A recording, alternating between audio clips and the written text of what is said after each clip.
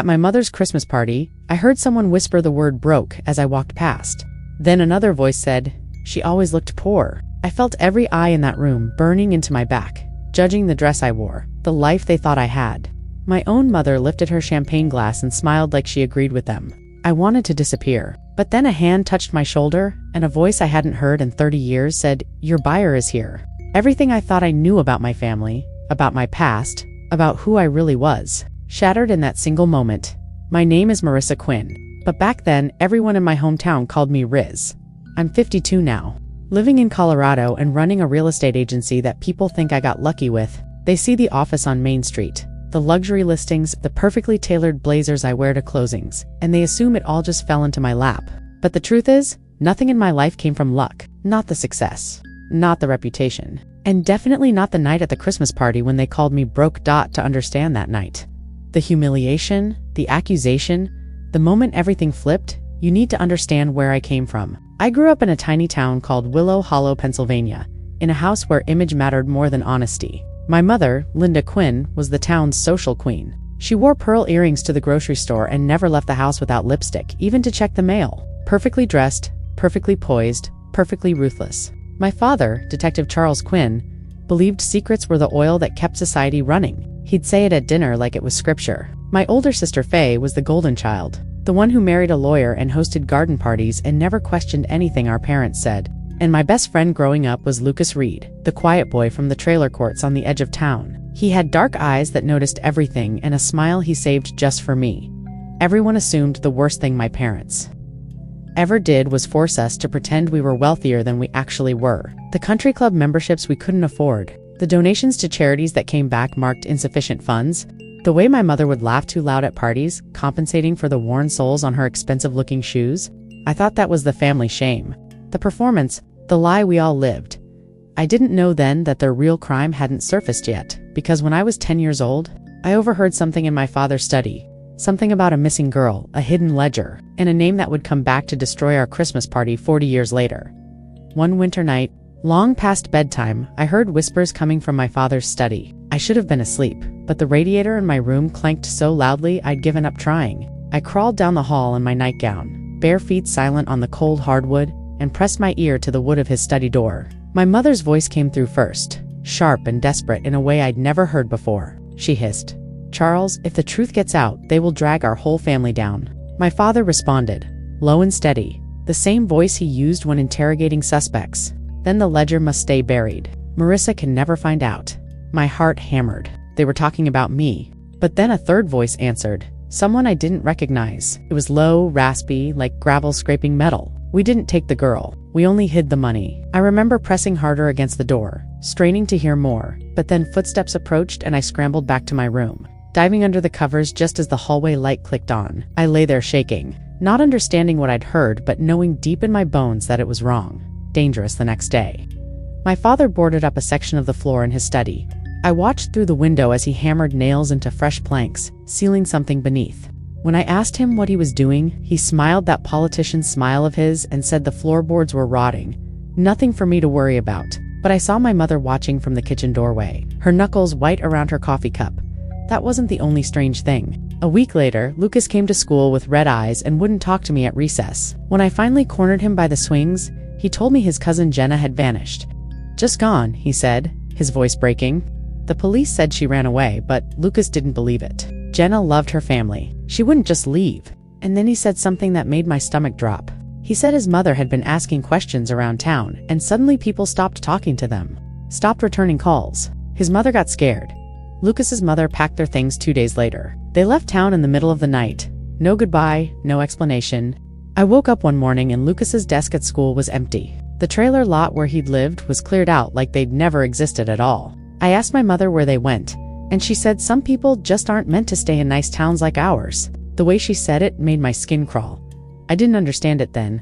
I was 10 years old and the world still made sense in the simple way children need it too. But 35 years later, when I stood at a Christmas gala surrounded by whispers about my finances, wearing a dress I'd saved for months to buy, I finally saw the pattern. The connections, the web my parents had woven that I'd been caught in my whole life without knowing. Because that night, someone at the party used the same phrase I heard in that study when I was 10. A woman I'd never met standing near the champagne tower turned to her companion and said it just loud enough for me to hear. "She knows too much." And when I turned to look at her, she smiled at me with teeth like knives and walked away into the crowd, leaving me frozen with a glass of wine in my hand and my mother's voice behind me saying, "Marissa, hold your head up. They're watching." I left Willow Hollow at 17 with one suitcase and a secret I never told anyone. The secret wasn't about my parents, not yet. It was about me, about what I'd found beneath those floorboards in my father's study 3 months before I left. I'd pried them up one afternoon when both my parents were out, my hands shaking so badly I could barely hold the crowbar I'd stolen from the garage. What I found wasn't a ledger, it was a photograph. A girl's face I didn't recognize, smiling at the camera, and on the back in my father's handwriting, "Insurance policy." I put everything back exactly as I'd found it, but that image burned itself into my brain. I knew if I stayed in that house one more year, I'd either go crazy or end up like that girl. Whoever she was, in college, I built myself from scratch. I worked 3 jobs, took extra credits every semester, and learned to smile in a way that made people forget I came from nothing. I studied business and finance because I understood one fundamental truth. Money was the only language people like my mother respected. Then I met Ethan Hale in my junior year. He was charming, brilliant, ambitious, everything Willow Hollow had taught me to want in a man. He came from old money, the kind that didn't need to be mentioned because everyone already knew. He promised me the world, whispered plans about the life we'd build together, the real estate empire we'd create. I believed him. God, I believed every word. Until he disappeared 6 months before our wedding. No phone call, no letter, just gone. Like Lucas had been, like that girl in the photograph. One day we were tasting wedding cakes, and the next his apartment was empty, and his family's lawyer was telling me Mr. Hale had decided to pursue opportunities abroad. When I demanded answers when I showed up at his family's estate, his mother looked at me like I was something stuck to her shoe and said, "You didn't really think this was real, did you?" My mother said, "Men leave poor girls, Marissa. That's why you must never let anyone know what you really are." She said it over the phone with such satisfaction I wanted to throw up. But the worst part wasn't Ethan leaving. It was what my parents did afterward. They called my professors. They told my classmates I had stolen money from Ethan, that I'd been using him for his connections, that I'd forged documents to access his family's accounts. Lies, all of it. But the kind of lies that stick because they confirm what people already want to believe about girls like me. My mother even drove 3 hours to my campus to hiss into my ear in the parking lot outside my dorm. "You will not embarrass this family again." Her fingernails dug into my arm hard enough to leave bruises. "If you keep asking questions, if you keep making noise, I will make sure you have nothing left. No degree, no future, nothing."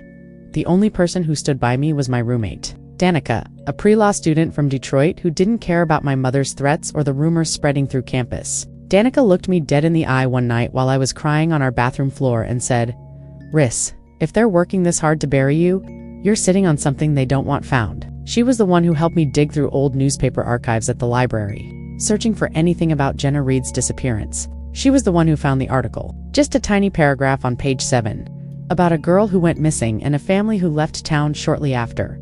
She was right about everything. When I visited home years later for my grandmother's funeral, I caught my mother burning a stack of old documents in the fireplace. It was summer, 90 degrees outside, and she had a fire going in the middle of the afternoon.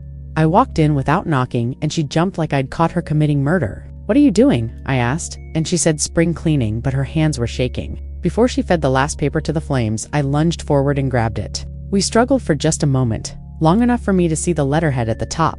Hale Trust, Missing Funds Ledger. And at the bottom corner was my father's handwriting, neat and precise, like always. "Property of MQ." She ripped it from my hands and threw it into the fire, and we both watched it curl and blacken.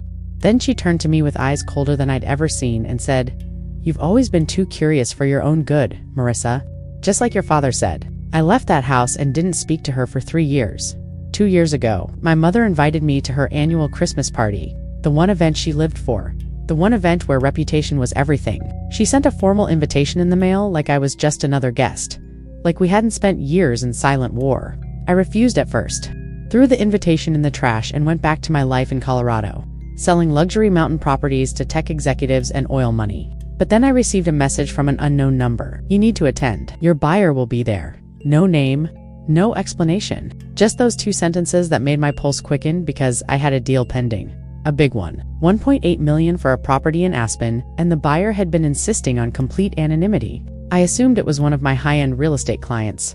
Some wealthy clients insist on secrecy, especially when they're hiding assets from ex-spouses or business partners. I thought maybe they wanted to finalize paperwork in person, wanted to meet somewhere neutral. It made sense at the time. When I walked into the party, I noticed people staring immediately, whispering behind champagne flutes and appetizer plates. The event was at the Willow Hollow Country Club, the same place my mother had dragged us to for decades, pretending we belonged. Pastor Irene stood near the entrance, my mother's confidant, watching me like a hawk as I handed my coat to the attendant. Mr. and Mrs. Blake, old money couple who'd never spoken to me directly in my entire life, turned to stare as I walked past. Mayor Collins, my mother's political ally, stopped mid-conversation to track my movement across the room. Grace Holloway, local reporter hungry for scandal, had her phone out and was definitely taking photos. My sister Faye rushed over first, her husband Trent smiling too wide behind her. "Marissa," she said, air kissing near my cheek. "What a surprise." "Mother, didn't think you'd actually come." Trent nodded, still smiling that politician's smile he'd learned from our father. "Good to see you, Riss. How's business?" The way he said business made it sound dirty. Then I saw my cousin Reed near the bar, and he lifted his glass to me with an expression I couldn't read. Reed always appeared at the worst moments, always seemed to know things he shouldn't. And standing next to him, like a ghost made flesh, was Ethan Hale. Yes, my vanished ex. The man who destroyed my senior year and disappeared without explanation. Standing beside my sister wearing a suit that probably cost more than my car, Ethan smirked at me and said, just loud enough for everyone nearby to hear, "Marissa, I hear your business is collapsing." A woman behind him laughed, someone I didn't recognize, and said, "Figures, she always looked broke." The words hit me like a slap. I felt my face go hot, felt every eye in the room turn toward me. My mother appeared then, gliding through the crowd in silver silk, and she didn't defend me. She lifted her champagne glass and said, "Well, appearances can be deceiving." Then she looked directly at me and smiled. Then someone placed a hand on my shoulder and whispered, "Marissa, did you get my message?" I turned and saw Lucas Reed, my childhood best friend, the boy who vanished after Jenna disappeared, standing behind me in an expensive suit with those same dark eyes that noticed everything. Everyone froze when Lucas stepped beside me. It was like someone had pressed pause on the entire party. Conversations died mid. Champagne glasses stopped halfway to lips. Even the string quartet in the corner seemed to falter for a beat. My mother's glass shattered on the marble floor, crystal exploding into 1,000 pieces that nobody moved to clean up. Pastor Irene made the sign of the cross, her lips moving in what I assumed was a prayer or a curse. The mayor whispered to the person next to him, "Not him, not tonight." But it was loud enough that I heard it clearly. Lucas smiled politely, the kind of smile that doesn't reach the eyes, and said, "I'm here for the $1.8 million closing." His voice carried across the room, calm and professional, like he was discussing the weather.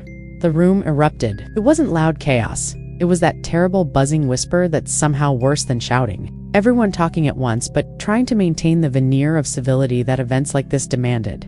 Ethan scoffed, stepping forward with his chest puffed out like he was still someone I should be impressed by. You're lying. Marissa doesn't sell properties like that." He said it with such confidence, such certainty, like he knew anything about my life anymore.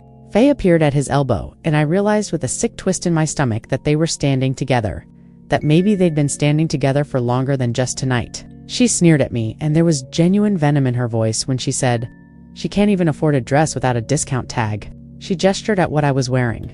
A navy cocktail dress I'd found at a consignment shop in Denver, and several people around us snickered.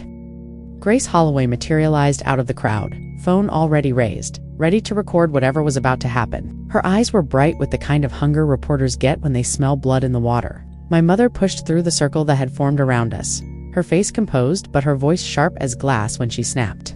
"Lucas Reed is not involved in this family's business." She said his name like it was something dirty, something that didn't belong in polite company. Lucas ignored her completely. He reached into his jacket pocket and pulled out a sealed folder, thick and official looking with a law firm's logo embossed on the front. He handed it to me and I took it with shaking hands. Everyone watched as I opened it as I pulled out the papers inside. It was the buyer agreement for the Aspen property, the estate I'd been working on for 3 months. The property with the view of the mountains that made grown men cry, with the private access road and the guest house, bigger than most people's main homes. The deal I'd thought would make my career untouchable. The buyer's name was blacked out with thick marker, completely obscured.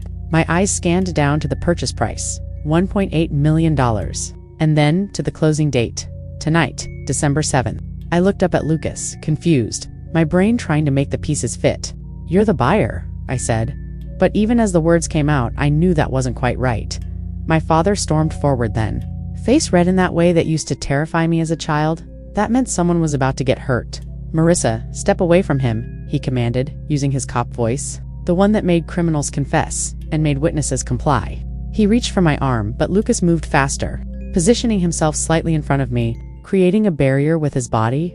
Lucas said quietly, but in a voice that carried to every corner of that silent room, "If your father touches you, I'll show everyone what's in the ledger." The room went silent in a different way then. Not the buzzing whisper silence, but the kind of silence where nobody even breathes. My breath stopped in my chest. I felt lightheaded, like the floor had disappeared beneath me. Everyone knew that word. Ledger. The same word I'd heard through my father's study door when I was 10 years old. The same word I'd seen on that document my mother had burned. My father's hand froze in midair. His face went from red to white in seconds. My mother made a small sound in her throat, almost like a whimper, and I'd never heard her make a sound like that in my entire life. Pastor Irene stepped backward, distancing herself. The mayor pulled out his phone and quickly walked toward the exit. Faye grabbed Ethan's arm, confusion and fear written all over her face because she didn't know. I realized she'd been kept in the dark too.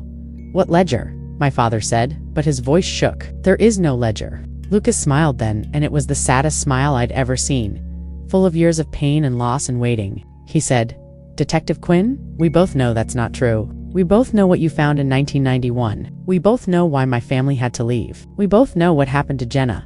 The name hung in the air like a grenade. Jenna, the missing girl. Lucas's cousin who'd vanished without a trace. Whose disappearance had been written off as a runaway.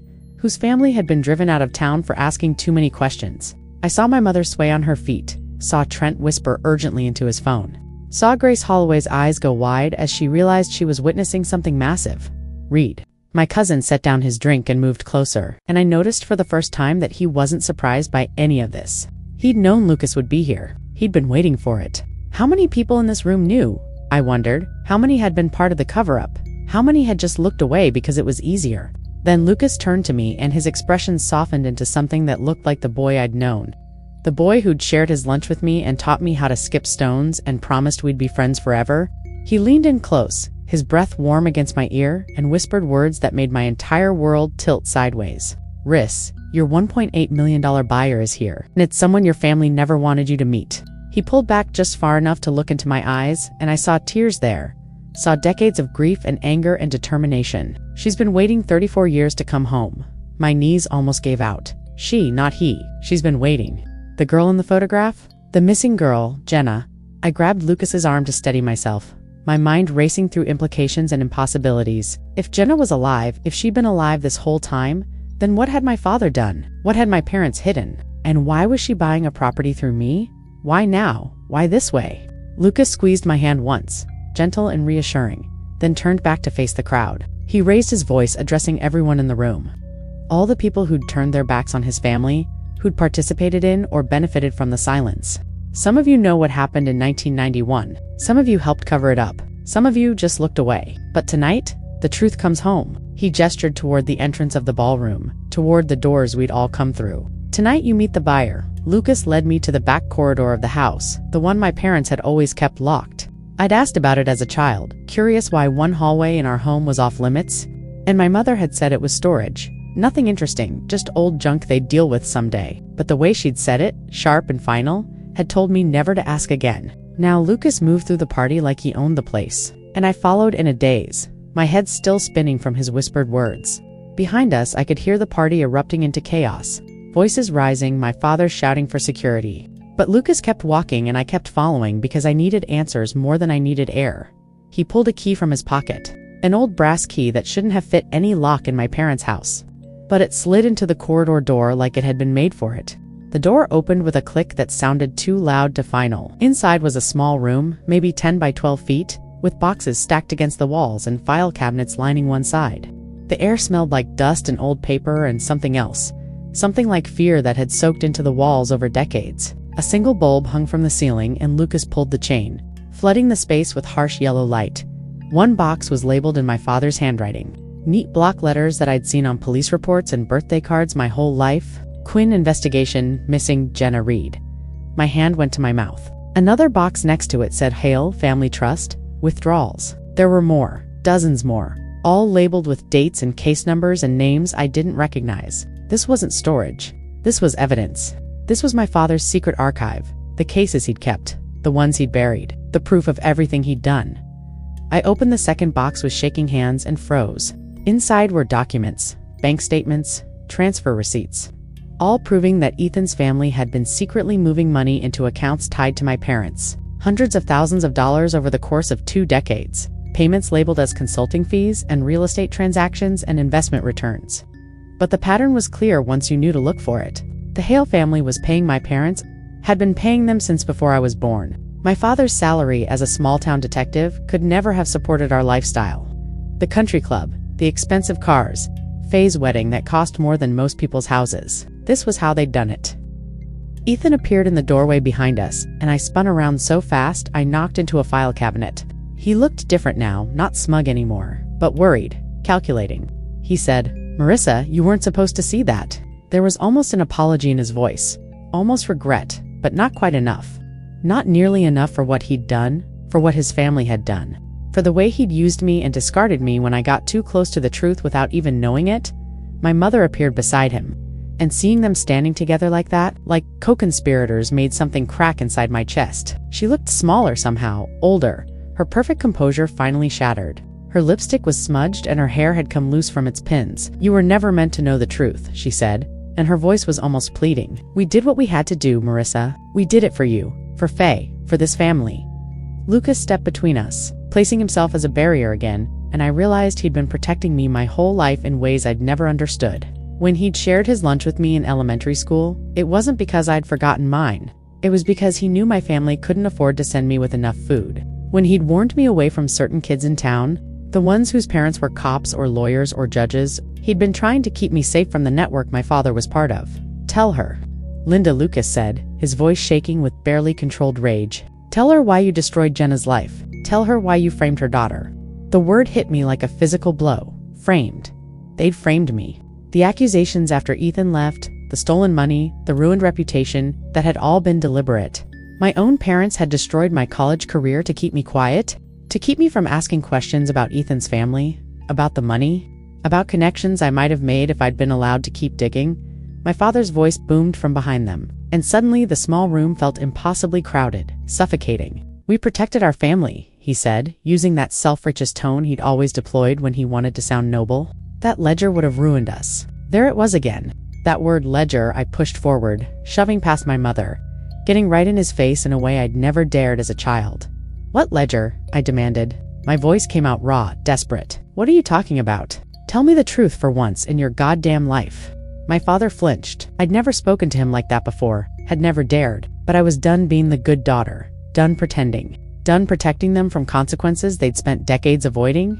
He answered, and for the first time in my life, I heard fear in his voice. "The one Jenna found. The one that went missing. The one that proves we laundered money through the Hale Trust for 20 years. He said it like a confession, like he'd been waiting to say it, like part of him wanted someone to finally know. His shoulders sagged and he looked ancient, suddenly worn down by the weight of secrets. My knees nearly gave out. Lucas caught my elbow, steadying me, and I grabbed onto a file cabinet for support. 20 years. They'd been doing this for 20 years. My entire childhood had been built on blood money, on laundered cash, on corruption so deep it had poisoned everything. Every meal I'd eaten, every Christmas present, every piece of clothing, all of it paid for with money my father had helped steal and hide.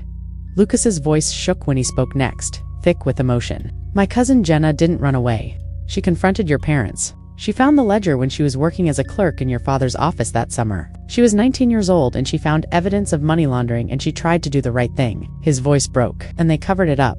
"They made her disappear. They destroyed my family's life to keep their secret safe," my mother yelled then, losing all pretense of control, her face twisted with something ugly and desperate. "Stop digging, Marissa. You'll destroy everything." She reached for me, but Lucas blocked her, and my father grabbed her arm, pulling her back. "Everything we've built, everything we've protected," she continued, her voice rising to a shriek. "You'll ruin your sister's marriage, the mayor's career, half the town's reputation. Is that what you want? To burn it all down?" "Yes," I said, and the word came out clear and strong and certain. "Yes, I want to burn it all down. If it's built on lies and theft and whatever you did to Jenna, then yes, let it burn." My mother looked at me like I'd stabbed her. like I was the one who'd betrayed the family. And maybe in her twisted logic I was.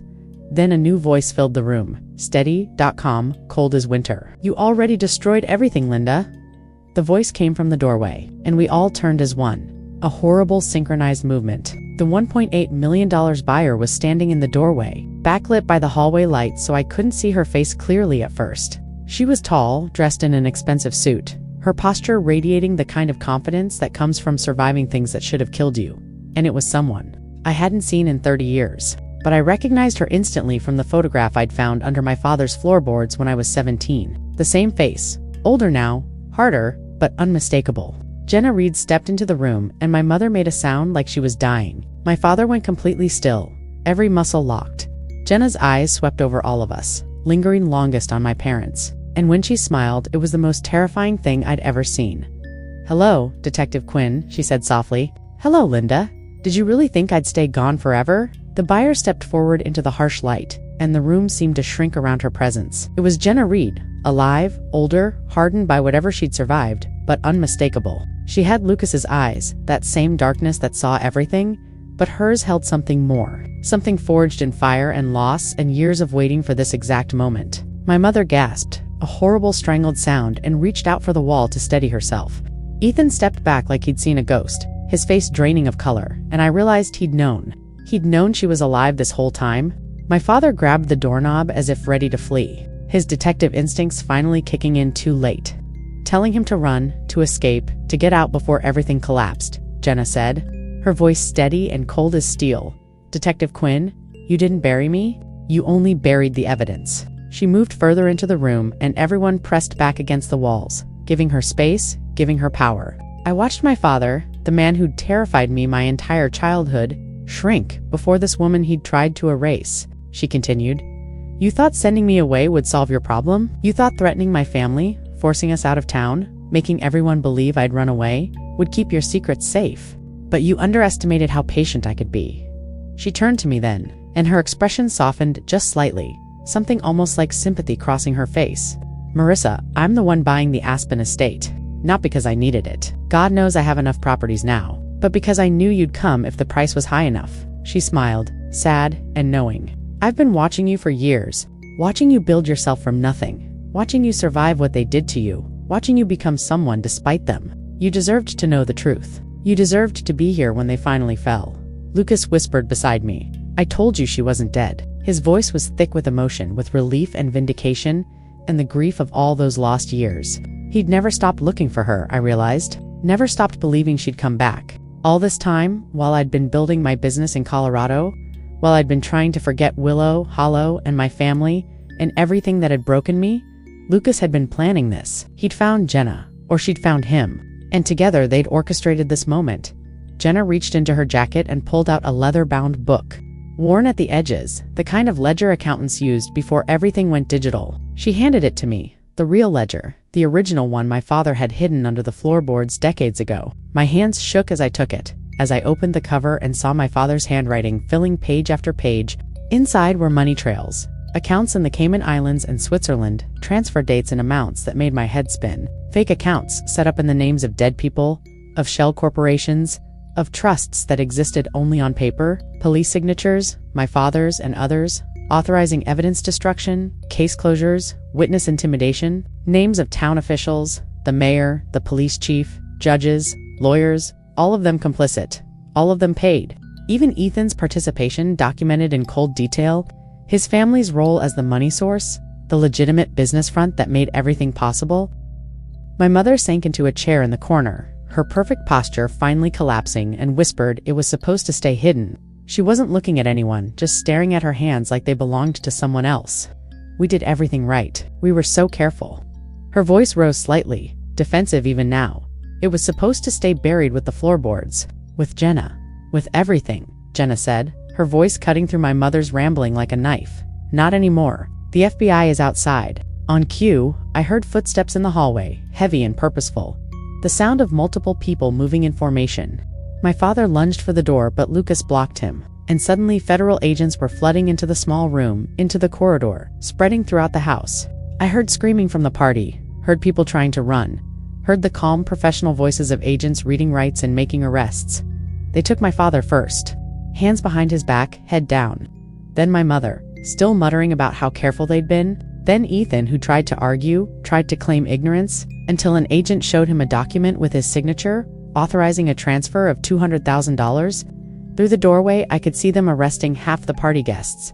The mayor being let out in handcuffs, Pastor Irene crying as an agent guided her toward the exit, Mr. and Mrs. Blake both being separated and questioned. The police chief, 3 judges, half a dozen lawyers and business owners, all the people who'd built their lives on my father's corruption. Jenna placed a shaking hand on my arm, and I realized she was crying, silent tears running down her face. "You were never broke, Marissa," she said softly. "They only said that to keep you small, to keep you from asking questions, from looking too close, from realizing you were capable of so much more than they wanted you to be." She squeezed my arm gently. "You built an honest business. You made real money through real work. You're not like them. You never were." I couldn't speak, couldn't process. I just stood there holding the ledger while chaos erupted around me, while my entire family's empire crumbled, while the life I'd known revealed itself to be nothing but lies and stolen money and broken lives. Grace Holloway appeared in the doorway, filming everything, and for once, I didn't care. Let her record it. Let everyone see, let the whole world know what Willow Hollow had really been. Outside, reporters were already gathering satellite trucks, pulling up cameras with bright lights illuminating the country club. I could hear them shouting questions, demanding statements, trying to piece together what was happening. An agent approached us, asked if we needed medical attention, asked if we were safe.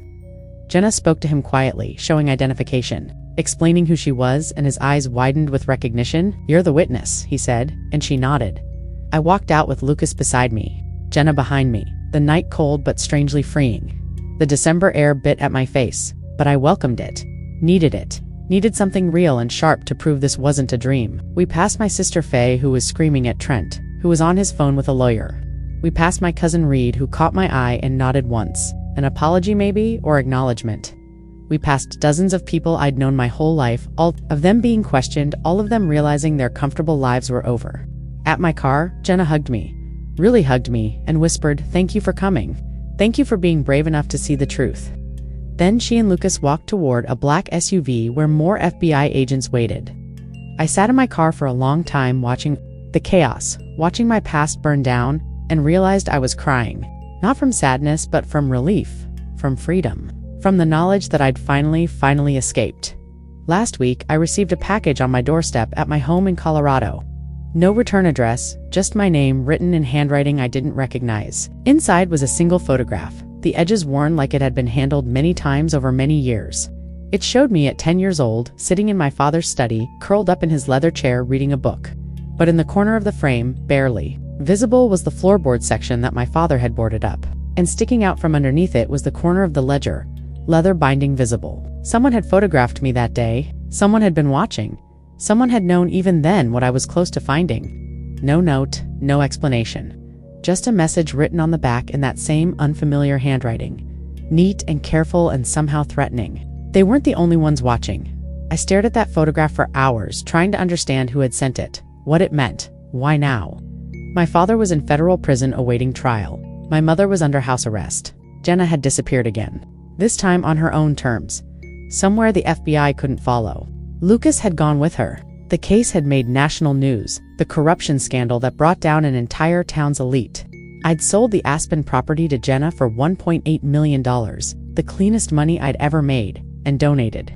Half of it to organizations that helped victims of police corruption, but someone else had been there that day when I was 10. Someone else knew, someone else had evidence, had been collecting it, had been waiting just like Jenna, and they wanted me to know they were still out there, still watching. The game wasn't over. It had only just begun. I locked my doors that night and kept the photograph in a safe, but I couldn't shake the feeling that somewhere, someone was looking at another picture of me, planning their next move, waiting for the right moment to reveal what they knew. They weren't the only ones watching.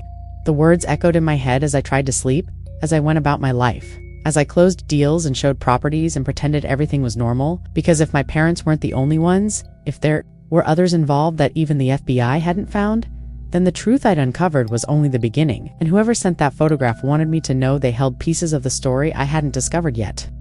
Pieces that could destroy me just as easily as they'd destroyed my family. I was free from my parents' lies, but I wasn't safe. Not yet. Maybe not ever.